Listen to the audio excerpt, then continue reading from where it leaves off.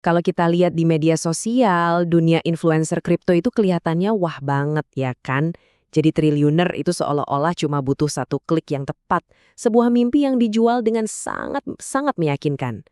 Tapi kalau kita coba intip sedikit ke balik tirai kemewahan itu, apa sih yang sebenarnya ada di sana? Nah, ini dia nih pertanyaan utamanya.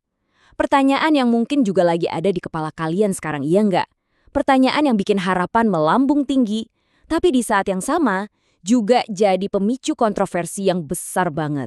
Oke, kita mulai dari pusat ceritanya. Timothy Ronald. Siapa sih dia ini sebenarnya? Dan kok bisa dia dapat julukan sehebat itu? Coba deh dilihat di media sosialnya. Isinya tuh ya definisi sukses lah. Mobil sport mewah, jam tangan mahal, deretan bisnis yang bikin dia kelihatan kayak seorang jenius finansial yang nggak mungkin salah. Tapi pertanyaannya, apa dia dari dulu udah begini? Ternyata perjalanannya dimulai dari titik yang ya jauh lebih sederhana. Mungkin nggak akan ada yang nyangka. Lihat deh lini masa ini gila kan? Dari jualan pome di umur 15, umur 19 udah dapat M pertama. Terus di umur 22 udah puluhan miliar. Kenaikannya ini cepet banget kayak roket. Gak heran, banyak banget orang yang mimpi pengen bisa ngikutin jejaknya. Tapi di balik semua kilau kemewahan itu, ceritanya mulai berbelok, ada sisi gelapnya. Dan sekarang kontroversi serius mulai muncul ke permukaan. Nah, ini dia poin paling pentingnya. Timothy Ronald dan perusahaannya sekarang dilaporkan ke polisi. Tuduhannya nggak main-main, penipuan investasi. Dan ini terkait langsung sama bisnis kripto yang bikin namanya gede. Tapi tunggu dulu, kasus Timothy ini tuh bukan cuma soal dia seorang. Biar kita benar-benar ngerti konteksnya, kita harus lihat gambaran yang lebih besar, semacam demam kripto yang lagi melanda se-Indonesia. Dan, wow, lihat angka ini.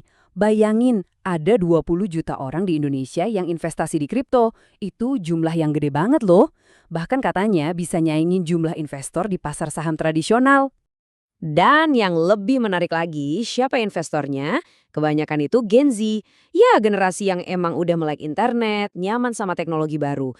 Tapi mungkin karena itu juga mereka jadi lebih gampang kena bujukan cepat kaya dan janji-janji untung fantastis yang bertebaran di media sosial.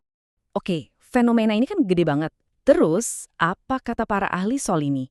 Coba kita dengarkan analisis mereka, biar kita dapat gambaran yang lebih dalam soal apa sih masalah yang sebenarnya. Menurut Gabriel Ray, masalahnya tuh bukan karena orang nggak tahu apa itu kripto. Jelas-jelas mereka tahu, buktinya ada 20 juta investor. Masalah yang sebenarnya, dan ini bahaya, adalah adanya jurang yang lebar antara kesadaran yang tinggi sama kemampuan manajemen risiko yang rendah banget. Nah, dia nunjuk langsung ke akar masalahnya. Budaya pengen cepet kaya. Mindset kayak gini nih yang bikin orang seringkali investasinya pakai emosi, ikut-ikutan, bukan pakai analisis yang benar. Kedengarannya familiar nggak? Konsep ini sebenarnya dasar banget, rasio resiko imbal hasil.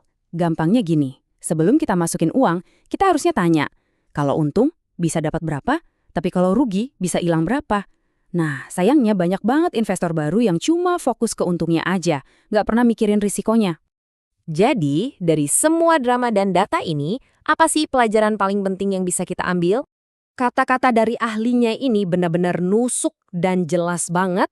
Lupain deh cerita-cerita beli Bitcoin hari ini terus bulan depan langsung bisa beli mobil sport. Itu katanya pola pikir yang salah total dan berbahaya. Nah, ini dia intinya. Kesuksesan investasi yang beneran itu sebuah proses. Jangka panjang, bukan tiket lotre. Bayangin aja, Gabriel Ray sendiri udah 12 tahun di pasar ini. Itu bukan keberuntungan semalam, tapi hasil dari pengalaman, disiplin, dan ngelewatin jatuh bangunnya pasar. Dan akhir ya, pertanyaannya kembali ke kita masing-masing. Setelah dengerin semua ini, coba deh kita jujur sama diri sendiri. Strategi investasi kita itu dibangun di atas harapan menang lotre atau dibangun di atas pengetahuan, kesabaran, dan juga disiplin. Coba direnungkan.